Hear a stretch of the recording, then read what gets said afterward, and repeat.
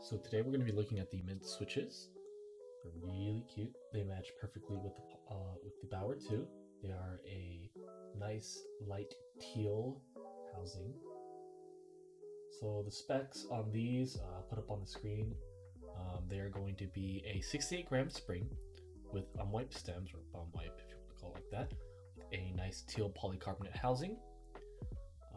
The vendor does recommend spring swapping to other springs, but no film because these housings are very, very light. This is the stem.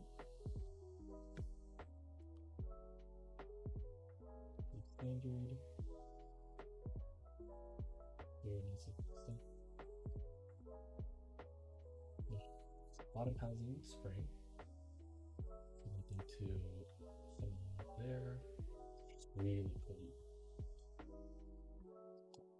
The only issue that these switches have is when you're putting them with a keyboard that has per key RGB, it tends to, like any other switch with colors, change the RGB color. So this one will make it a little bit more bluish.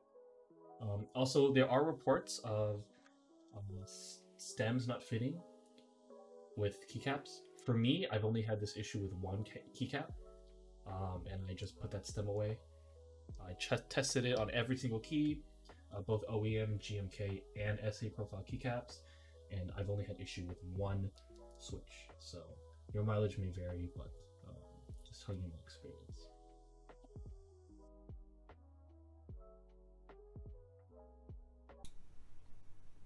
All right.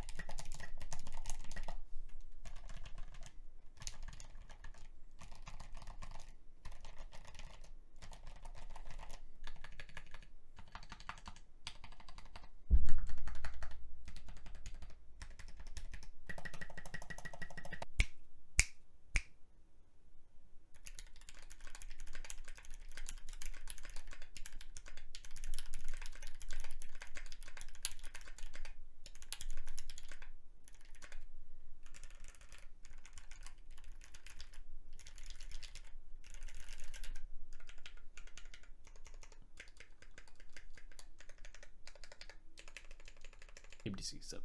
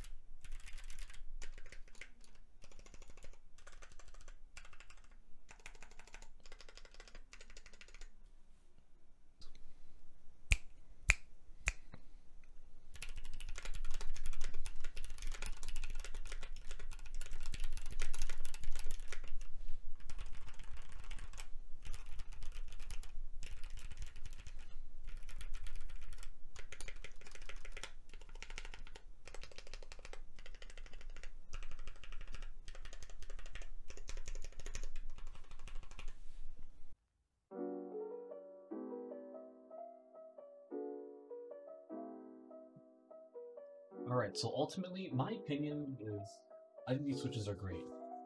I love the color, I love the stem. I actually did a Franken switch on stream with the Tangy housing, so 100% on white, and those are alright, but I can't justify spending the $135. These are great. After lubing, they're fantastic. They feel super smooth. It's like if a Gateron Ink and the Tangerine switch had a baby, but the baby was deeper sounding and pretty much just as smooth. That's pretty much what this switch is. For me, I can't wait to put in my Jelly Epoch, and I can't wait to put in my other boards. And honestly, I think this is going to be the switch that I put in all of my boards now. It feels great. I love the sound. I love the weight. Obviously, I'm probably going to spring soft them, something a little bit heavier, but ultimately that is up to you. But I think you guys should give these a try. They're fantastic.